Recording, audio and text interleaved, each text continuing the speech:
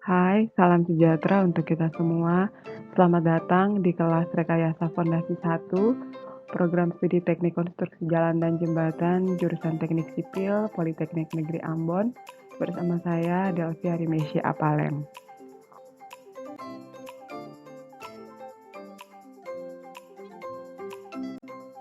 Berikut adalah outline materi yang akan kita pelajari selama 1 semester ini. Yang pertama adalah definisi dan fungsi fondasi serta macam-macam fondasi. Yang kedua, menghitung daya dukung fondasi dangkal. Dan yang ketiga, menghitung stabilitas dinding penahan tanah. Namun dalam video kali ini, kita akan membahas tentang definisi dan fungsi fondasi serta macam-macam fondasi. Selanjutnya kita akan membahas apa itu fondasi. Sebelum kita mengetahui pengertian fondasi, saya akan menunjukkan sebuah gambar bangunan di mana terdiri dari dua bagian, yaitu struktur atas dan struktur bawah. Struktur atas bangunan berada di atas permukaan tanah dan struktur bawah bangunan berada di bawah permukaan tanah, di mana fungsi dari struktur bawah bangunan yaitu dia sebagai penopang bangunan di atasnya. Nah, dengan demikian, pengertian fondasi adalah bangunan bagian bawah yang berhubungan langsung dengan tanah yang berfungsi meneruskan beban ke tanah pendukung.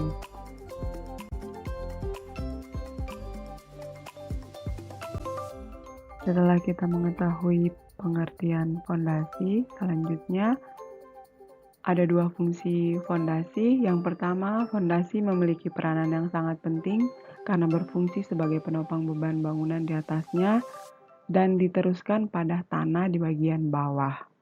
Dan yang kedua, fondasi berfungsi untuk meneruskan beban struktur secara aman ke lapisan tanah yang keras. Nah, beban struktur itu seperti beban mati, beban hidup, mobil atau kendaraan yang lalu lalang di atas sebuah bangunan itu juga merupakan beban. Beban angin, gempa, gaya angkat air, dan sebagainya. Selanjutnya, klasifikasi fondasi menurut Tersagi tahun 1943. Fondasi dibedakan menjadi dua bagian, yaitu fondasi dangkal atau shallow foundation. Adalah fondasi yang kedalamannya dekat dengan permukaan tanah dan mendukung beban secara langsung. Syarat untuk fondasi dangkal yaitu jarak dari permukaan tanah ke dalam fondasi yang biasa kita sebut dengan DF dibagi dengan B lebar fondasi kurang dari 1. Dan yang kedua, fondasi dalam atau deep foundation adalah fondasi yang meneruskan beban bangunan ke tanah keras atau batu yang terletak relatif jauh dari permukaan. Nah, syaratnya itu DF atau kedalaman fondasi dibagi dengan lebar fondasinya kurang dari atau sama dengan 4.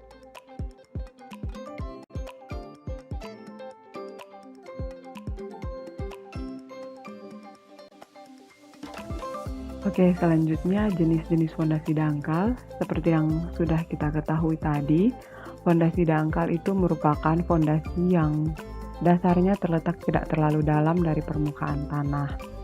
Fondasi dangkal juga berfungsi untuk mendukung beban di atasnya secara langsung.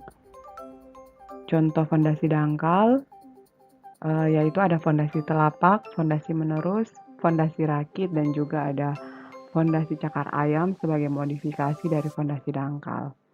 Yang pertama, fondasi telapak biasanya digunakan untuk rumah tinggal atau gedung bertingkat ringan.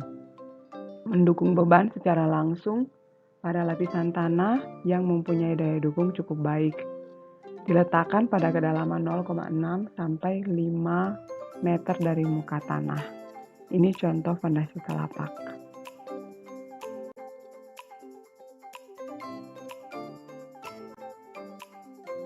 Selanjutnya, yang kedua, fondasi menerus. Fondasi ini biasanya tersusun dari batu kali, digunakan pada rumah tinggal atau gedung bertingkat yang ringan. Jadi, kalau rumah lantai 1 atau lantai 2 bisa menggunakan fondasi menerus. Selanjutnya, fondasi menerus mendukung bangunan secara langsung pada lapisan tanah yang mempunyai daya dukung cukup baik. Fondasi ini biasanya diletakkan pada kedalaman 0,5 sampai 2,5 meter dari muka tanah. Yang di sebelah kanan ini adalah contoh dari fondasi menerus. Yang ketiga, mat foundation atau fondasi tikar atau rakit. Fondasi rakit biasanya digunakan pada lapisan lunak dengan daya dukung yang kecil. Fondasi rakit terbuat dari beton bertulang dan merupakan sebuah pelat beton dengan tebal 0,5 sampai 2 meter. Biasanya digunakan untuk menopang tangki-tangki penyimpanan, ruang peralatan industri yang berada di atas tanah lunak.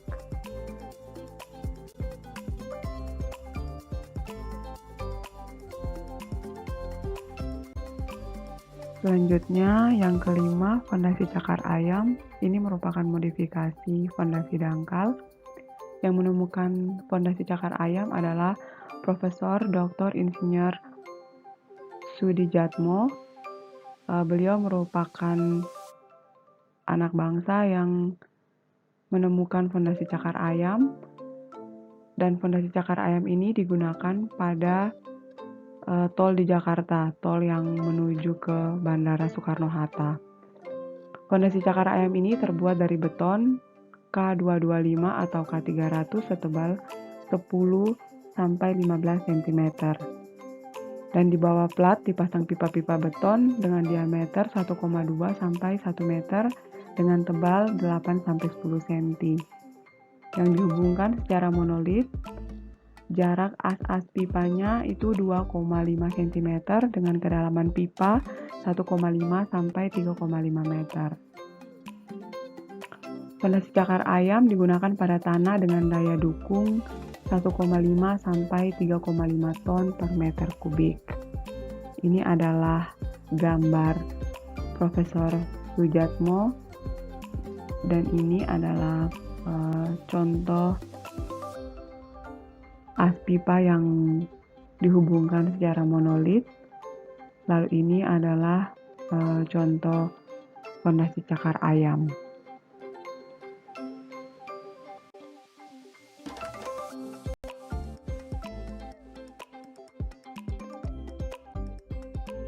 Selanjutnya kita akan bahas tentang fondasi dalam atau deep foundation. Fondasi dalam adalah fondasi yang meneruskan beban bangunan ke tanah keras atau batu yang relatif jauh dari permukaan. Contohnya itu ada fondasi sumuran, fondasi tiang pancang, fondasi tiang bor atau bor pile. Ini di samping ini adalah gambar contoh fondasi sumuran dan fondasi tiang pancang.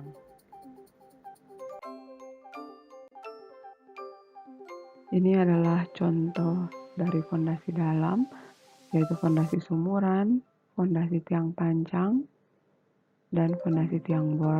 Fondasi tiang pancang biasanya terdiri dari, ada yang terbuat dari kayu, terbuat dari beton, dan juga ada yang terbuat dari baja. Selanjutnya, fondasi sumuran. Fondasi sumuran terdiri atas casing beton dan isian berupa beton siklop. Fondasi sumuran biasanya digunakan bila tanah dasarnya yang kuat terletak pada kedalaman yang relatif dalam. Jadi untuk fondasi sumuran ini kita harus menggali lubang yang cukup dalam. Biasanya digunakan untuk jembatan.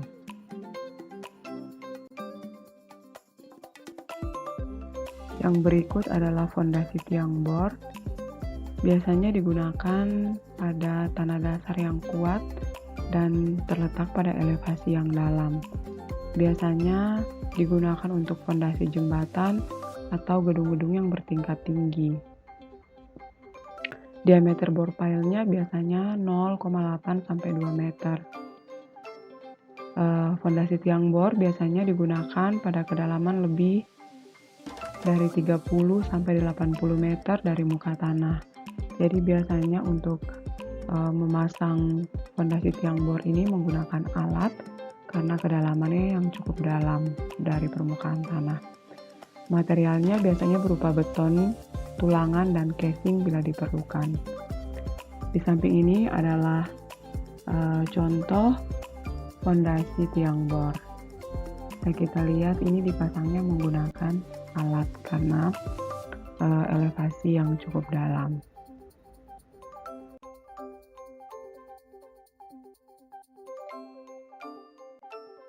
Berikutnya ada fondasi tiang panjang.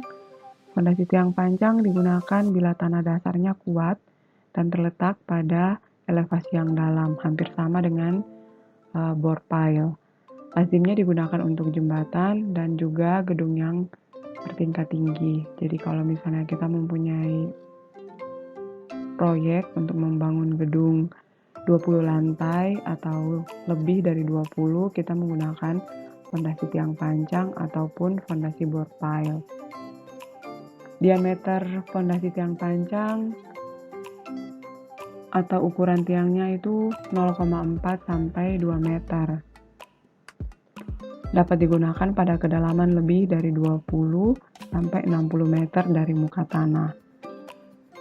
Material fondasi tiang panjang biasanya berupa kayu, ada yang beton, baja, atau komposit baja dan beton. Nah, itu tadi beberapa contoh fondasi dangkal dan fondasi dalam. Selanjutnya, ada beberapa kriteria dalam pemilihan fondasi. Yang pertama, sebelum kita memilih fondasi apa yang harus kita gunakan, alangkah baiknya kita mempertimbangkan 4 hal ini sebelum kita memilih. Yang pertama, kita harus tahu keadaan tanah dasar fondasi. Apakah tanah itu berupa tanah lempung, pasiran, lanau, dan sebagainya.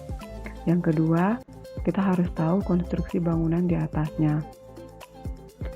Apakah konstruksi bangunan yang akan kita bangun itu sesuai dengan fondasi yang akan kita rancang atau tidak. Lalu yang ketiga, kita harus memperhatikan lingkungan di sekelilingnya. Apakah lingkungan tersebut merupakan lingkungan yang padat penduduk atau tidak? Nah, itu juga yang harus kita pertimbangkan. Dan yang keempat yaitu waktu dan biaya pengerjaan. Apakah pemilihan fondasi yang kita pilih sesuai dengan waktu dan biaya pengerjaan yang kita lakukan atau tidak? Nah, itu adalah 4 hal yang harus kita pertimbangkan dalam memilih fondasi saat kita mempunyai sebuah proyek. Oke, itu tadi bahasan kita mengenai fondasi. Nanti selengkapnya kita akan pelajari pada pertemuan berikutnya. Dan saya akan memberikan summary kepada kalian.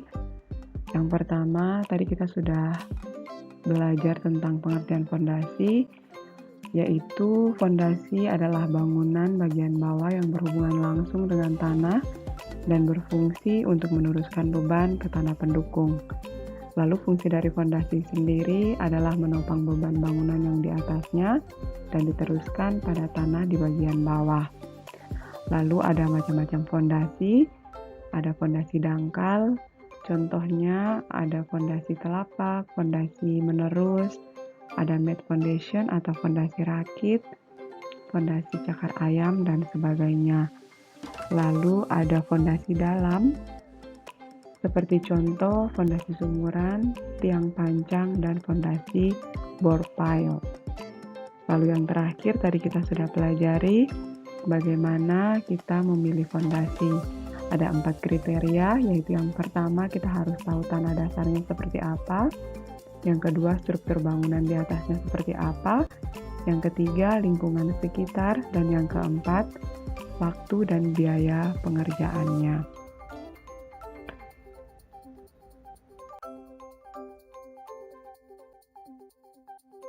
Oke, kita sudah berada di penghujung video ini. Sekian dari saya tentang materi pengenalan fondasi dan juga tips untuk pemilihan fondasi. Semoga video ini bermanfaat untuk kalian semua. Terima kasih, mohon maaf kalau ada salah-salah kata. Sampai jumpa di video berikutnya. Salam sejahtera dan salam sehat.